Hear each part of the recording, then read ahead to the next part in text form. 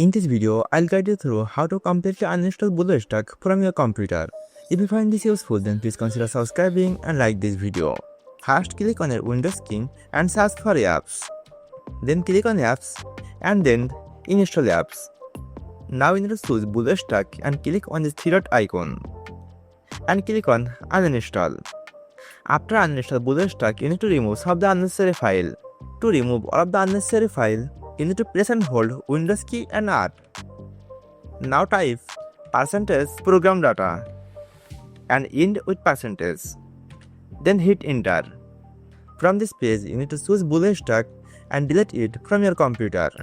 Now we are on the final step. We need to delete Bluestack from registry entry. Again, press and hold your Windows key and set R. Now type regedit. Now you need to expand HK local machine and then software and find Bluestack.